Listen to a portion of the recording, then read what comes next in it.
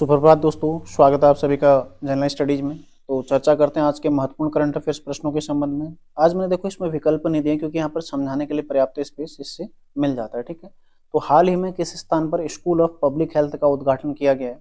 उत्तराखंड में देखो हाल ही में एम्स ऋषिकेश, ठीक है, एम्स ऋषिकेश में, एम्स जो ऋषिकेश है यहाँ पर स्कूल ऑफ पब्लिक हेल्थ का उद्घाटन किया गया है। देखो 2017 में इसका अनुमोदन हुआ था और 3 फरवरी 2024, ठीक है, 3 फरवरी 2024 को जो केंद्रीय स्वास्थ्य मंत्री हैं, कौन है? मनसुख मांडविया, ठीक है, केंद्रीय स्वास्थ्य मंत्री मनसुख मांडविया के द्वारा इसका वर्चुअल उद्घाटन किया गया। इसका उद्देश्य क्या? देखो एक तो सामाजिक स्वास्थ्य शिक्षा, सामाजिक स्वास्थ्य, ठीक है, शिक्षा, सामाजिक स्वास्थ्य शिक्षा एक ही है, ठीक है, सामाजिक स्वास्थ्य शिक्षा, अनुसंधान और सामुदायिक सहभागिता, ये क्या है इसका उद्देश्य, ठीक है, अनुसंधान और सामुदायिक सहभागिता, ये क्या है इसका उद्देश्य। तो ध्यान रखिएगा हाल ही में किस स्थान पर? उत्तराखंड में, ठीक है, हाल ही में उत्तराखंड में किस स्थान पर स्कूल ऑफ पब्लिक हेल्थ का उद्घाटन किया गया है? तो ये हो जाएगा एम्स ऋषिकेश में, जिसका उद्घाटन 3 फरवरी 2024 को मनसुख मांडविया द्वारा किया गया। ठीक है, और उद्देश्य क्या है? सार्वजनिक स्वास्थ्य शिक्षा, अनुसंधान एवं सामुदायिक सहभागिता।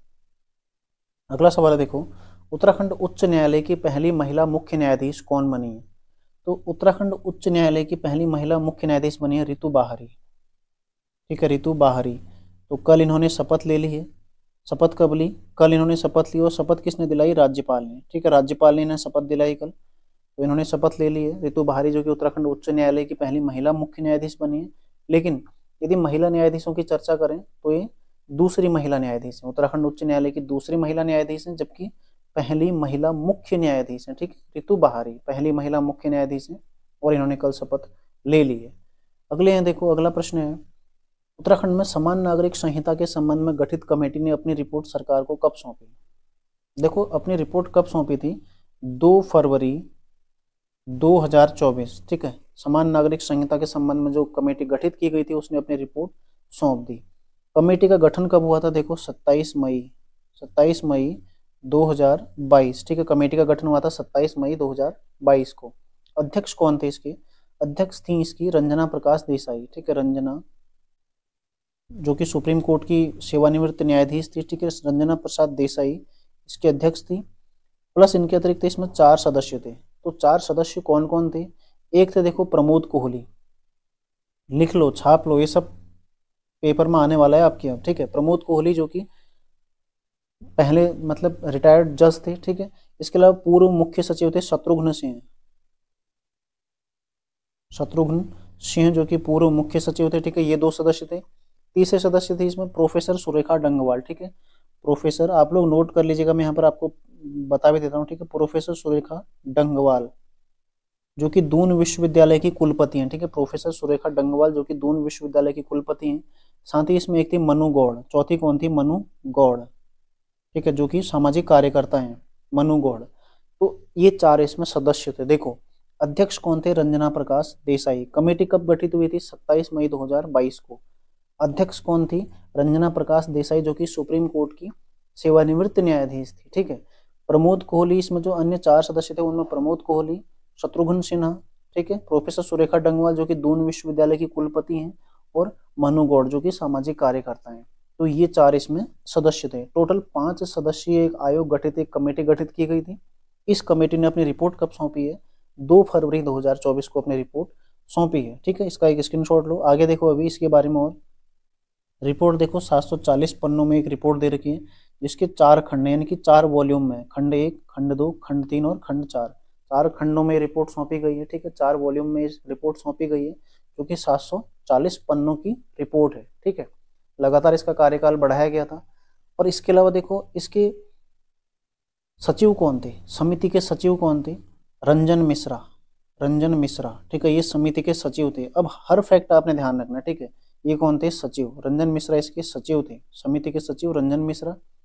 4 सदस्य कौन थे मैं लिखा चुका हूँ। अध्यक्ष कौन थे? कमेटी गठित कब हुई थी? रिपोर्ट कब सौंपी? कितने खंडों में रिपोर्ट आई और कितने पन्नों की रिपोर्ट है? सारे फैक्ट आपके यहाँ पर अब कंप्लीट हो गए, ठीक है। बाकी अभी इसको अब 6 तारीख को विधानसभा सत्र जो आयोजित हो रहा है उसमें रखा जाएगा, ठीक है, वहां पर इसके संबंध में चर्चा की जाएगी। तो वहां पर इसको पारित करवाया जाएगा। जो प्रमुख संस्तुतियां इसने की हैं, देखो समान नागरिक संहिता भारतीय संविधान के आर्टिकल 44 में, ठीक है, आर्टिकल 44 में समान नागरिक संहिता। यदि इसको बेसिक शब्दों में समझें तो विवाह, तलाक और उत्तराधिकार के सभी पर एक समान नियम लागू करना क्या होता है, समान नागरिक संहिता होता है, ठीक है। तो देखो प्रमुख संस्तुतियां इसने क्या क्या की हैं।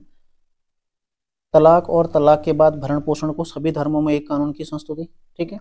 सभी धर्मों में विवाह की आयु लड़की के लिए 18 वर्ष अनिवार्य करना है। लिव इन रिलेशनशिप के लिए आवश्यक होगा पंजीकरण, ठीक है। बहुपत्नी प्रथा समाप्त, एक पत्नी का नियम होगा सभी धर्मों पर लागू। प्रदेश की अनुसूचित जनजातियां इस कानून से बाहर रहेंगी, ठीक है। तो ये थोड़ा महत्वपूर्ण पंक्ति है। कानून तोड़ने वालों के लिए सजा व आर्थिक दंड दोनों का प्राविधान रखने की संस्तुति इसने की है, ठीक है। साथ ही देखो अन्य प्रमुख संस्तुतियां क्या है। उत्तराधिकार में लड़कियों को समान अधिकार, ठीक है। नौकरी करने वाले बेटे की मृत्यु पर पत्नी को मिलने वाले मुआवजे में वृद्ध माता पिता के भरण पोषण की जिम्मेदारी। पत्नी अगर पुनर्विवाह करते तो पति की मौत पर मिलने वाले मुआवजे में माता पिता का भी हिस्सा होगा, ठीक है। पत्नी की मृत्यु होने पर यदि उसके माता पिता का कोई सहारा न हो तो उसके भरण पोषण का दायित्व तो पति पर रहेगा, तो ये भी आपने ध्यान रखना है। साथ ही सभी धर्मों में महिलाएं बच्चे गोद ले सकेंगी, जो कि अभी कुछ धर्मों में मना ही है, लेकिन यहाँ पर एक लिखा गया साफ साफ कि सभी धर्मों में महिलाएं बच्चे गोद ले सकते हैं, ठीक है। अनाथ बच्चों के अभिभावक बनने की प्रक्रिया सरल होगी और पति पत्नी के झगड़े में बच्चों की उनके दादा दादी अथवा नाना नानी को सौंपी जा सकती है कस्टडी, मतलब उनका संरक्षण उनको प्रदान किया जा सकता है। तो ये कुछ जो प्रमुख संस्तुतियां देखो आपने ध्यान रखनी है। इसका मैं पीडीएफ आपको दे दूंगा, आप लोग इसे नोट, हालांकि इतना महत्वपूर्ण नहीं है नोट करना, लेकिन हाँ अभी जब ये कानून बन जाएगा उसके पश्चात ये चीजें महत्वपूर्ण हो जाएंगी, ठीक है। तो ध्यान रखिएगा।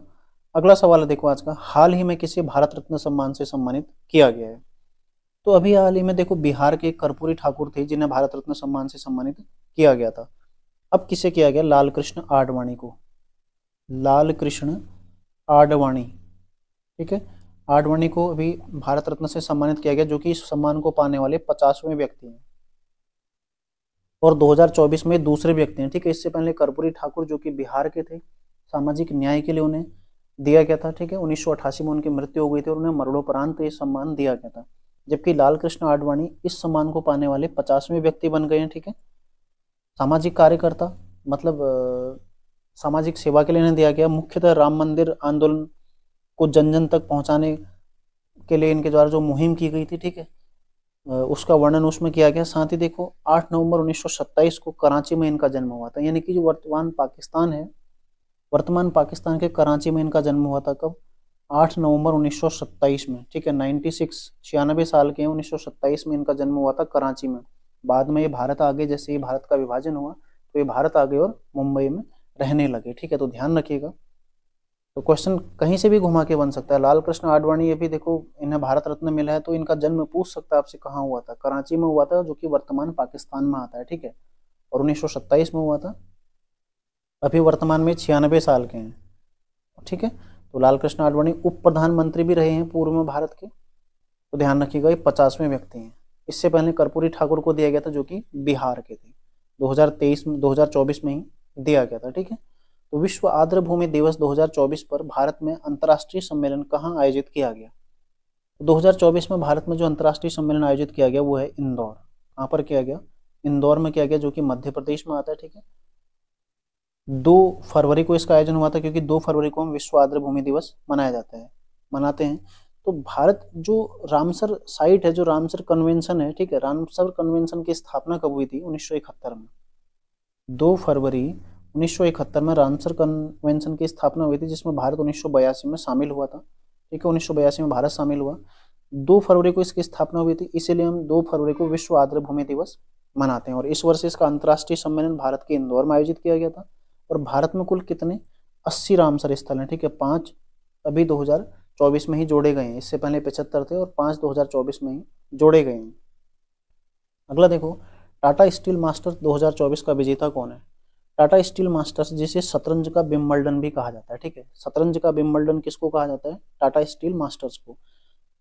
इसका 2024 का विजेता कौन है, वेई यी, ठीक है। वेई यी, ये इसका विजेता, जो कि चीन का है, ठीक है, चीन का है। शतरंज से संबंधित है, ठीक है। टाटा स्टील मास्टर्स जो कि शतरंज से संबंधित है, इसका विजेता कौन है? वेई यी। ठीक है, ध्यान रखिएगा। आयोजन कहाँ होता है इसका? नीदरलैंड में इसका आयोजन हुआ था, नीदरलैंड में इसका आयोजन हुआ था। ठीक है, आयोजन कहाँ हुआ? नीदरलैंड में। विजेता कौन है? वेई यी, वेई यी, ठीक है, जो कि चाइना का रहने वाला है। और टाटा स्टील मास्टर्स जिसको कि शतरंज का विंबलडन कहा जाता है। और अगला सवाल है देखो, खेलो इंडिया यूथ गेम्स 2023 में सर्वाधिक पदक किस राज्य ने जीते हैं? तो खेलो इंडिया यूथ गेम्स में सर्वाधिक पदक जीतने वाला राज्य कौन है? महाराष्ट्र। ठीक है, कौन है? महाराष्ट्र। इसने सर्वाधिक पदक जीते हैं, महाराष्ट्र ने, खेलो इंडिया यूथ गेम्स 2023। ये इसका छठा संस्करण था। ठीक है, छठा संस्करण था जो कि महाराष्ट्र में आयोजित हुआ था। इसमें सेकंड स्थान पर कौन है? इसका आयोजन हुआ था, आयोजन इसका सुधार लीजिएगा, तमिलनाडु में। ठीक है, तमिलनाडु में इसका आयोजन हुआ था, छठे संस्करण का आयोजन तमिलनाडु में।